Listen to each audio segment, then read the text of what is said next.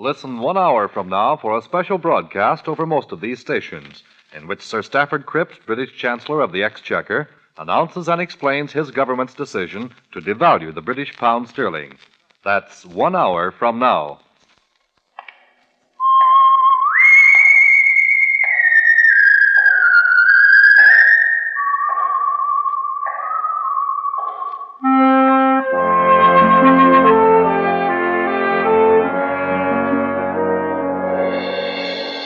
The Adventures of the Saint, starring Vincent Price.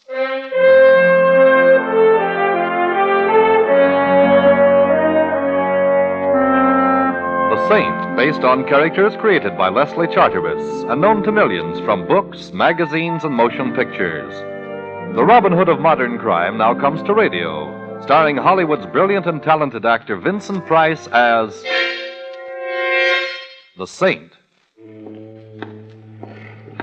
Well, hello. Who is... Oh. How is my favorite shipboard acquaintance this evening? Oh, Simon, you startled me. I could hardly see you through the fog here on deck. Oh, yes, it is getting thicker, isn't it? But I suppose it's to be expected. Last night, nature went on a binge of moonshine, and this is her foggy morning after. Oh, only it's evening. How can you tell through the fog? You know, you have a very pretty laugh, Barbara. I'll listen for it in all of your pictures from now on. Thank you, Simon. But I'm not going to make any more pictures.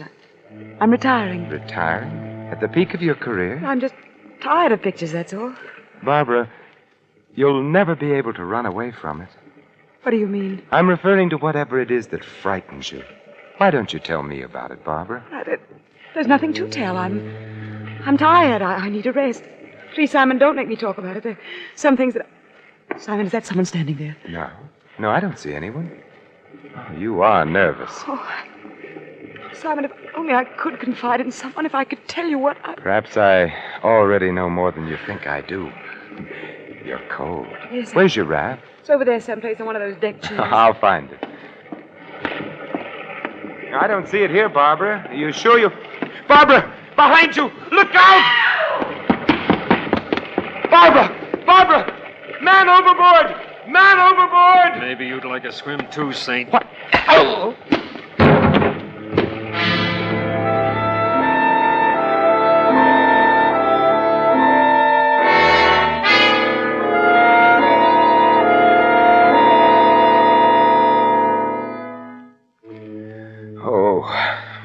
Mr. Templar? Mr. Templar? Hello. I suppose the usual question is, where am I? Sometimes they awaken from your type of custom-made coma asking, who am I? Evidently, I wasn't hit quite that hard. I even remember who you are, Dr. Norman. It is Dr. Norman, the celebrated psychiatrist, isn't it? Yeah, that is very good, Templar, but I'm afraid I must still confine you here to the ship's infirmary for a while. Huh? Possible concussion, you know.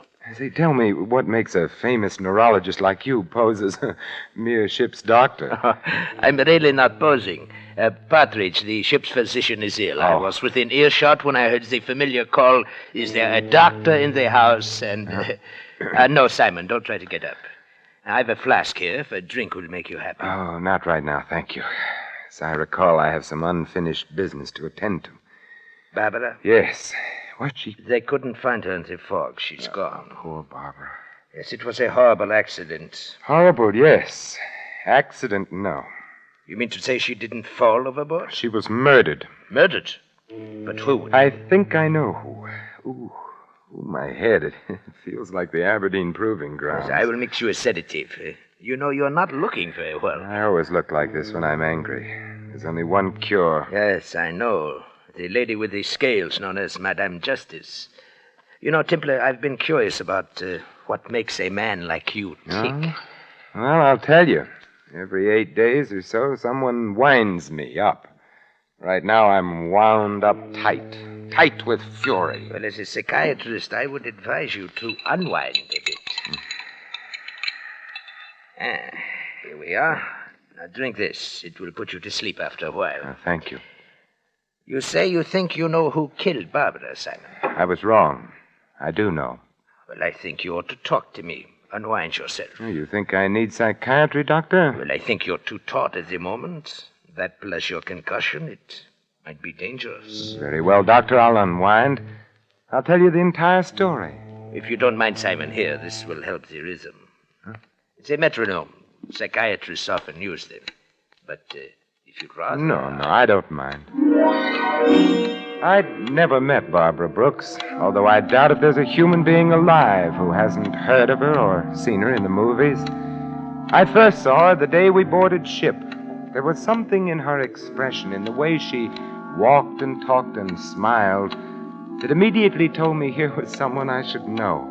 Her entire demeanor was an attitude of invitation. A romance. Fear, Doctor. She was a frightened lady. She wanted someone near her. I walked over to her there on deck and immediately made myself useful. Her steward evidently had become busy elsewhere, so I tipped my hat and said somewhat idiotically, "Get your program here, lady. You can't tell the staterooms without the numbers." I beg your pardon. Your steward seems to have deserted you. Oh. I've sailed this scow before, so if it's the direction to your stateroom you're looking Well, for... I would like to know. I would, too.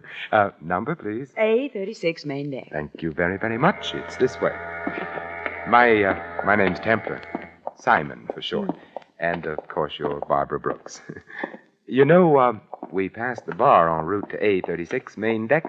Does an old-fashioned with a new acquaintance sound inviting? It will a little later after... He's here on the ship. He's here. Ooh, there are several... Oh, I see. He's gone now. He turned the corner. Yeah, I think I saw the man you meant. Certain off-center gentleman named Rader. Rader, I don't know that name. No, surely you've heard of Phil Rader. He's just as big a star in his line of work as you are in yours. What is his line of work? Well, he's an exterminator of human beings.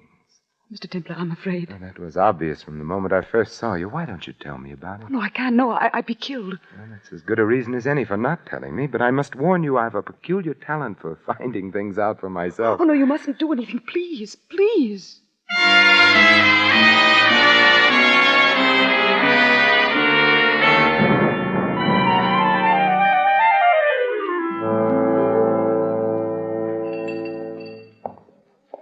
Hello, Rader. Well, Miss Saint, Mm-hmm. world's getting smaller. Yes, but I understand you're doing your share to see that it doesn't get overcrowded. Traveling for your health again, or just traveling? Just traveling.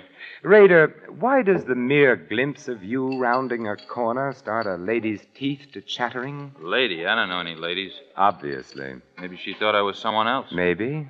And if you're of a mind to annoy her, you'll wish you were. Look, Saint, just soak up sunshine on this cruise. Don't go poking in any dark places. Might be bad for you. Oh, what sort of bad, Rader? Look, Big Shot, just so there's no misunderstanding. You butt in where you ain't welcome on this cruise, and Yes? I'll kill you.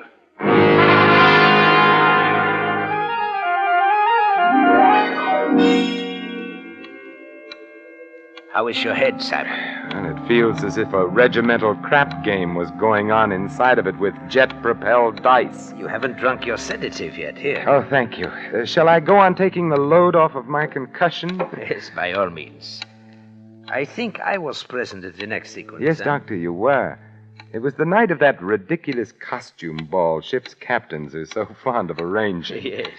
I remember. We were at the bar together. You were a pirate, I recall. Yes, and you were a clown. The ball was loaded with clowns, some of them not even aware of their clownishness. But it was gay and sprightly, and the music was good. I remember our conversation, Doctor. You suddenly appeared at my elbow and said in the most shivery, sinister manner, You know, Templar, I have a confession to make to you. "Well, I'm always interested in confessions, Doctor." I've had a schoolboy crush on the beautiful Barbara ever since I saw her in pictures first. Tell me, what does one do about it? Well, I know exactly what I would do if I were you, Doctor. Yes? I'd consult the nearest psychiatrist. At the prices we charge? No, thank you. I was hoping you'd cut a fellow in on your acquaintanceship, Templar. But if you won't introduce me, won't you at least show me which mask she's hiding under? I think I might be able to make my own introduction. Oh, very well, Doctor. Look for a sylph-like figure in a blue and yellow harlequin costume.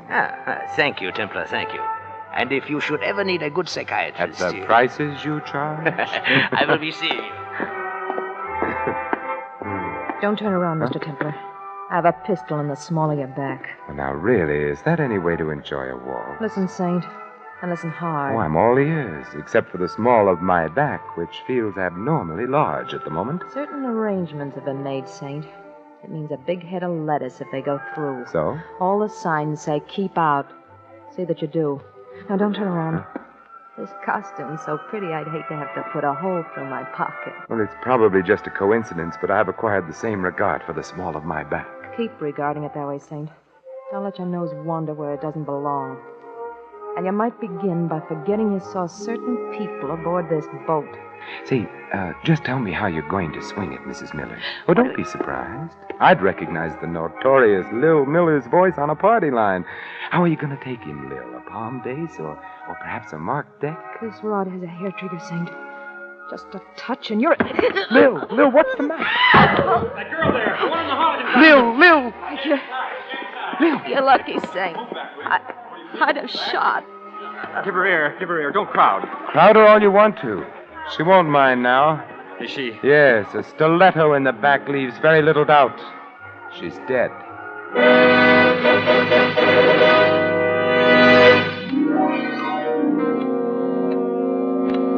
You know, Simon, I would never have pegged the late Mrs. Miller for a professional card shop. She was anything but the type. Professional card shops are always anything but the type, Doctor. Yeah. And to think I actually played bridge with her myself. With a crook and a hot-headed one at that. Well, as my old grandmother used to say, Doctor, beware of lady thieves with red hair. I guess the lady's red hair accounted for the lack of insulation in her temperament. Oh, how does your head feel, Simon? Better, Doctor. Much better. You still haven't touched your sedative, you know. Oh, haven't I? I think you'll find that it helps, Simon. Here. Oh, thank you. Well, you know, shortly after the murder of Mrs. Miller, Doctor, I called on her bereaved husband and partner in crime. A very interesting visit it was, too. You have the knack for making all of your visits interesting, Simon. Tell me about it. Well, I found Miller in the bar, quenching his sorrow with the merry waters of the River of Forgetfulness. 50 grand in the palm of our hands and beep. No more Lil. No more Lil, no more sucker. No more sucker, beep. No more 50 grand. I see you valued your wife highly. Who was the sucker, Miller? Ha ha. You're funny. Tell me, what's Phil Rader cruising for, Miller? And don't tell me it's a coincidence he's on board the same ship. You get funnier and funnier. Why is Barbara Brooks so afraid of Rader? You ain't even warm, Saint. You're a mile wide of the target. And I'd better use a different kind of ammunition then, Miller. Yeah? Like what? Like a little murder performed on an unwilling sucker in Reno. Huh? What do you know about that? You won't like going back to Reno, Miller. It gets hot in the summertime, especially in the penitentiary. Raider was with Lil and me on this deal. All right, Miller, put the zipper on. Raider. I wasn't going to say anything, Phil. Honest, I was just... Skip it, Miller. I always knew someday you'd show Canary Yellow. I thought you and I had a little understanding, Saint. You've got a reputation for wrong thoughts, Rader. Yeah, but right or wrong, I back my ideas up. To the hilt, Saint. Keep that frog sticker under cover, Rader, or I might take it away from you. And the Dutch courage that rides with it, too. I'll keep it hidden for now. You just be careful of the places where the lights don't shine, Saint. Come on, Miller. I want to talk with you. Well, I'll be out in a little while, Phil. I want a drink. You've drunk enough, Canary. Come on. You'd better go, Miller. And if you can't talk your way out of it, my regards to the fishes.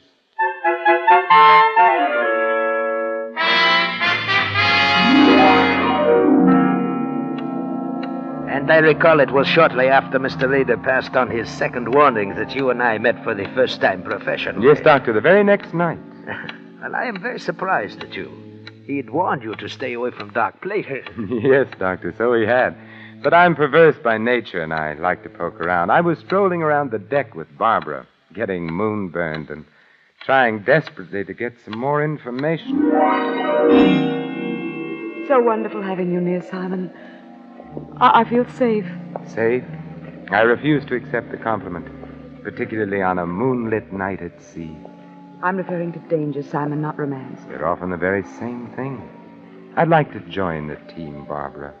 Why don't you confide in me? Because if I did, we'd both be dead by morning. I must go now. Good night, Simon. Good night. Don't turn around, Templar. I've got a... I know. A gun pointed at the small of my back. That's it. Now keep away from Barbara Brooks. Am I clear? Clear enough. Anything else? Yeah. Just so it sinks in, Saint. Take this along to remember me by.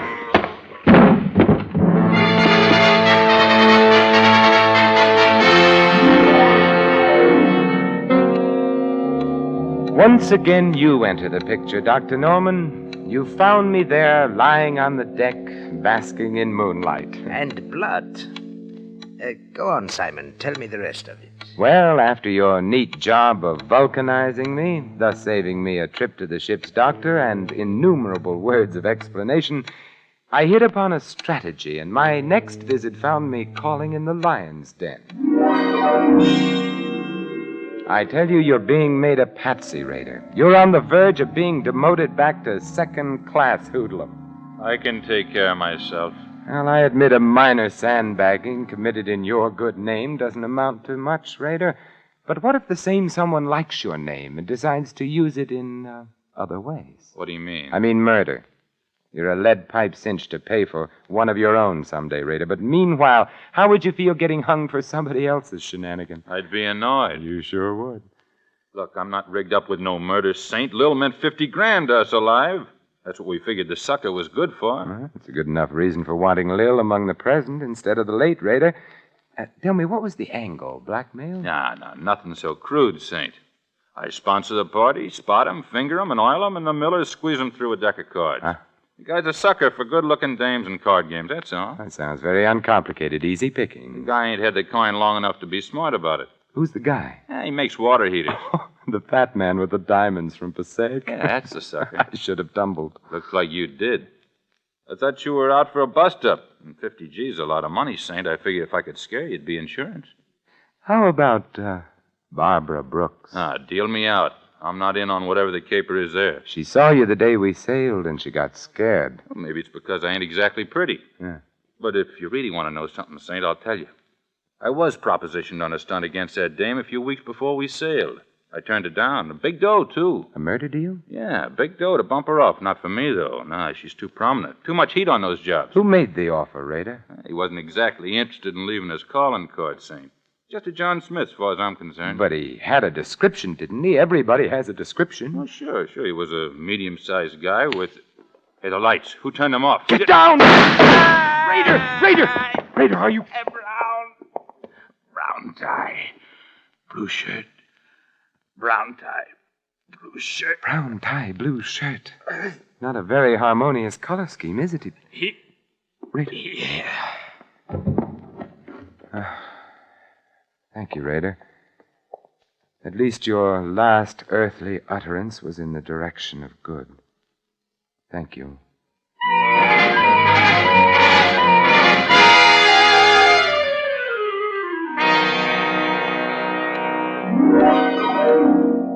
Brown tie, blue shirt.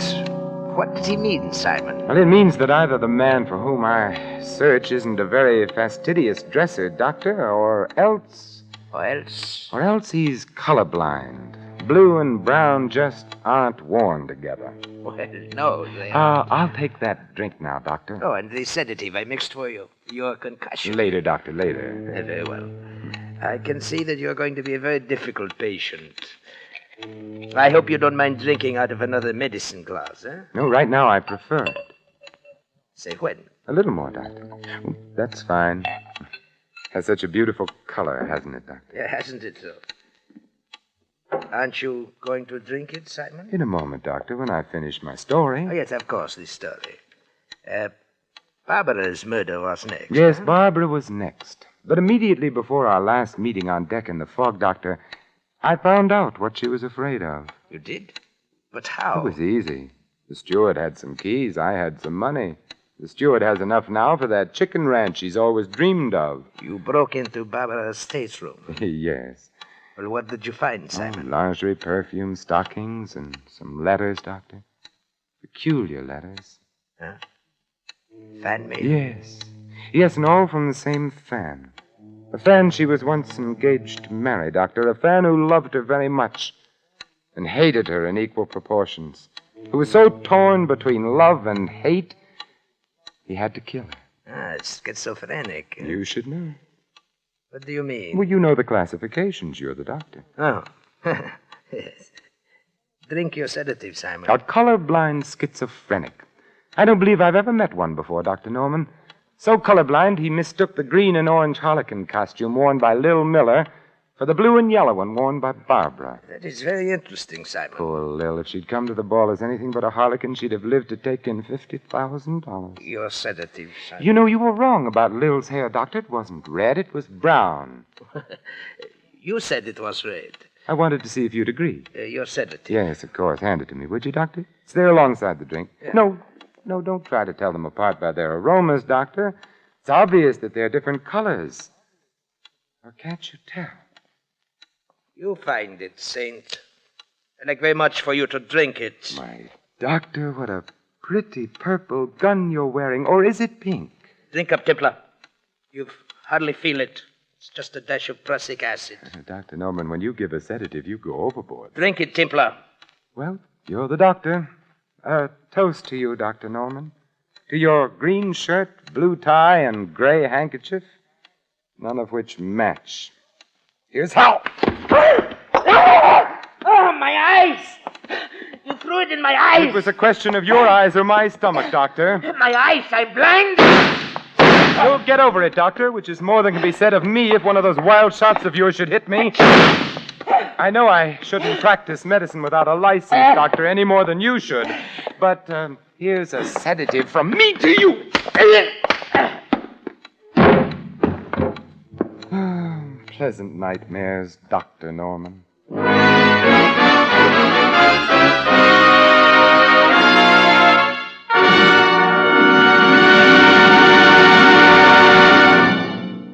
You have been listening to another adventure of the Saint, the Robin Hood of modern crime. And now here is our star, Vincent Price. Ladies and gentlemen, in a prejudice-filled America, no one would be secure in his job, his business, his church, or his home. Yet racial and religious antagonisms are exploited daily by quacks and adventurers whose followers make up the irresponsible lunatic fringe of American life. Refuse to listen to or spread rumors against any race or religion. Help to stamp out prejudice in our country. Let's judge our neighbors by the character of their lives alone, and not on the basis of their religion or origin. This is Vincent Price inviting you to join us again next week at the same time for another exciting adventure of the Saint. Good night.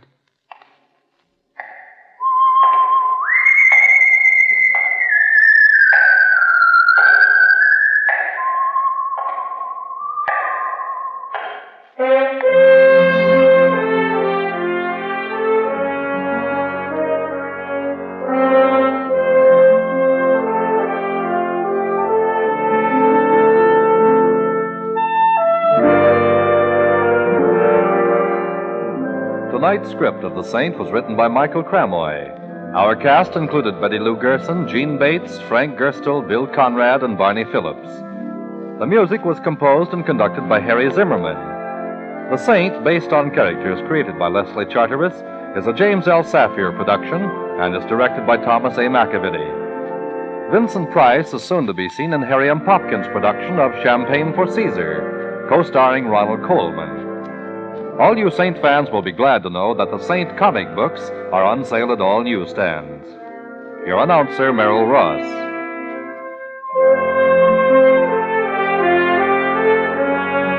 This is the Mutual Broadcasting System.